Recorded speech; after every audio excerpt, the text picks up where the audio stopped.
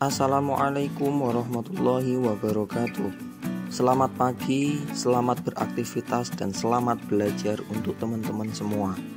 Meskipun kita saat ini masih berada di masa pandemi, untuk hal pembelajaran kita harus tetap mengoptimalkannya. Setuju ya teman-teman?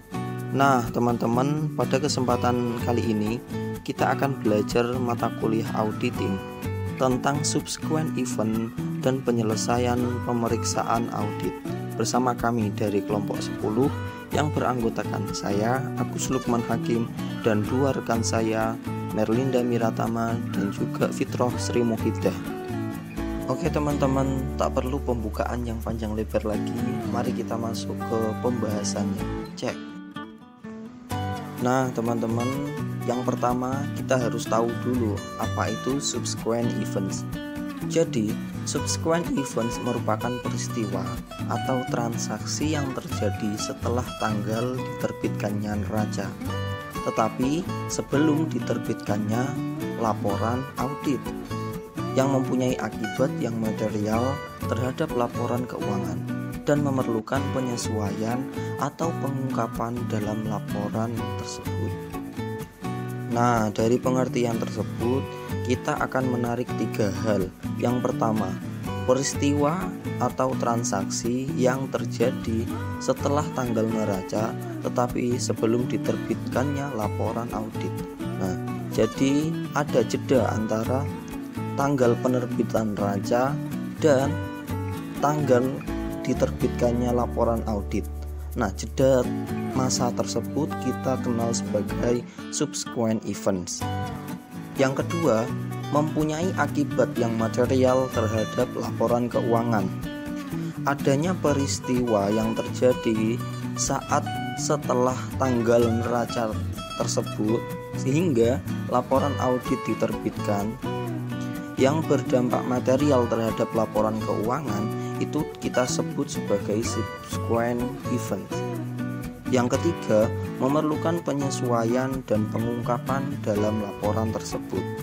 Nah, dari peristiwa yang mengakibatkan material terhadap laporan keuangan tadi, itu memerlukan penyesuaian, sehingga dalam laporan audit akhir harus dijelaskan. Menurut pernyataan standar auditing nomor 46, terdapat dua jenis subsequent event. Yang pertama, peristiwa yang memberikan tambahan bukti yang berhubungan dengan kondisi yang ada pada tanggal neraca dan berdampak terhadap taksiran yang melekat dalam proses penyusunan laporan keuangan. Dan yang kedua, peristiwa yang menyediakan tambahan bukti yang berhubungan dengan kondisi yang tidak ada pada tanggal neraca, namun kondisi tersebut ada sesudah tanggal neraca atau subsequent event tadi. Nah, selanjutnya ada dua subsequent events yang harus diaudit oleh akuntan publik menurut Sukrisno Agus. Yang pertama, subsequent collection, yang merupakan penagihan sesudah tanggal neraca sampai mendekati selesainya pekerjaan lapangan atau audit fieldwork, dilaksanakan dalam pemeriksaan piutang dan barang dalam perjalanan. Yang kedua ada subsequent payment, yang merupakan pembayaran sesudah tanggal neraca sampai mendekati selesainya audit framework, dilaksanakan dalam pemeriksaan hutang dan biaya yang masih harus dibayar. Kemudian kita akan membahas tentang tujuan pemeriksaan dari subsequent event.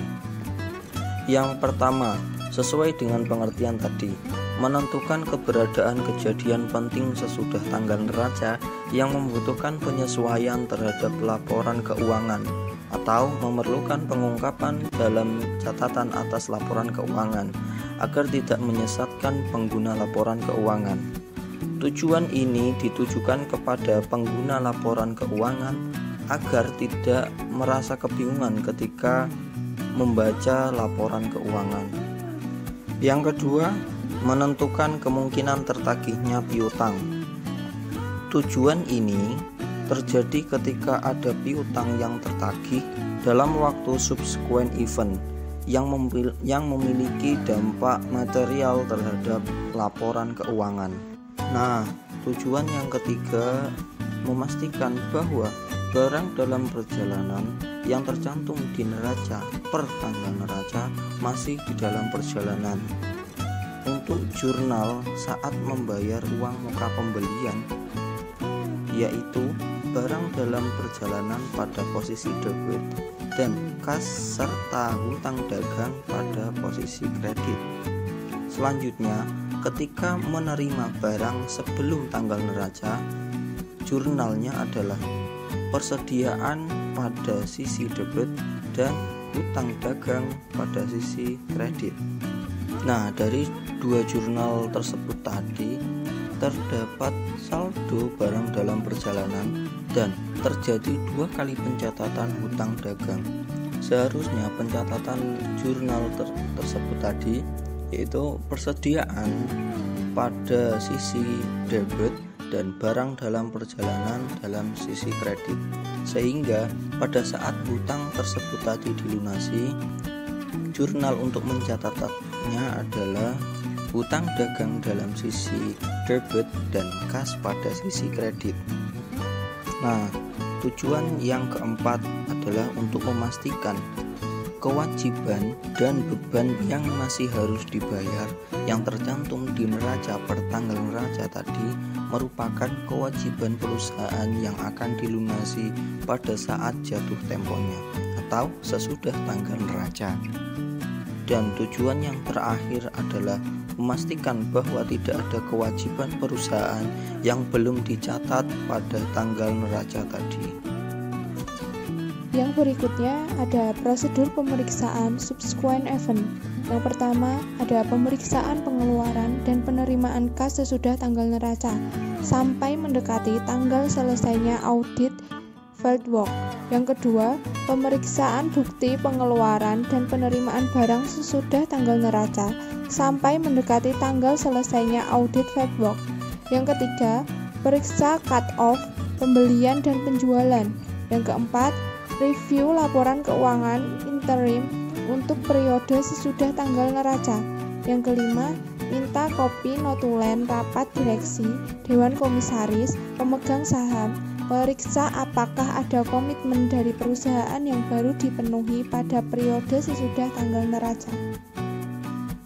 Yang keenam, lakukan tanya jawab dengan pejabat perusahaan yang berwenang mengenai 3 hal, yaitu yang pertama, ada atau tidaknya kontijen liabilitas.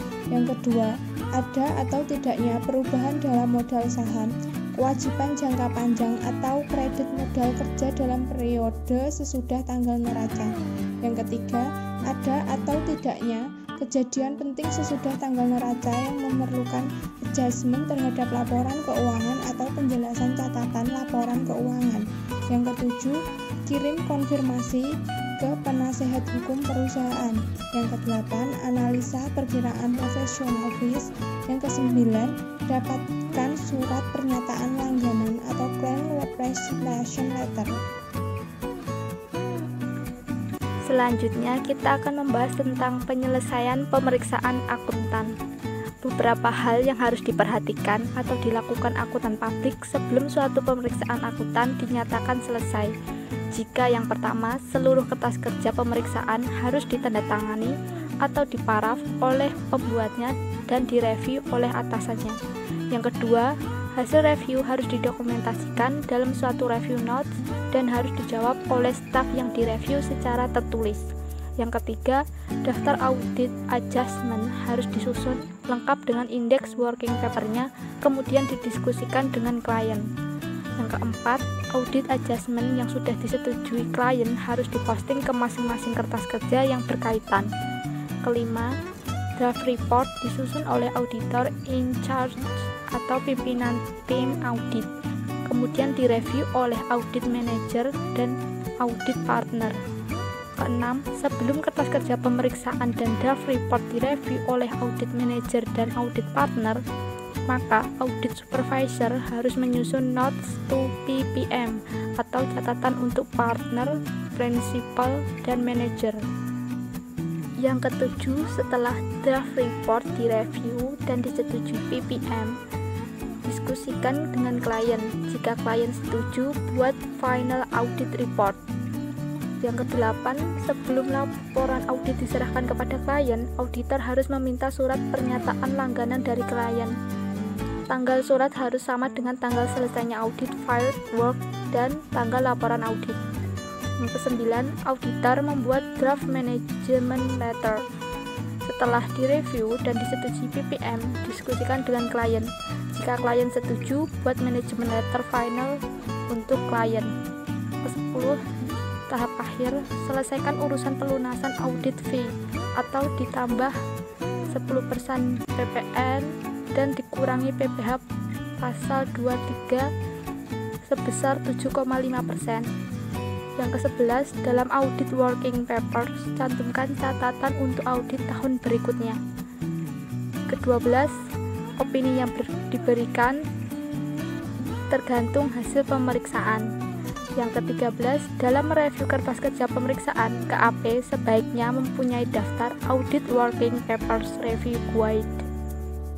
Nah, teman-teman, itu tadi pembahasan tentang subsequent event dan penyelesaian pemeriksaan audit. Semoga dapat memberikan manfaat untuk teman-teman semua. Dan kami mohon maaf yang sebesar-besarnya ketika ada kesalahan dalam penyusunan materi ataupun dalam penyampaian kami. Ucapan terima kasih kami sampaikan untuk teman-teman yang telah menonton video ini dari awal hingga akhir. Dari kami cukup sekian. Wassalamualaikum warahmatullahi wabarakatuh.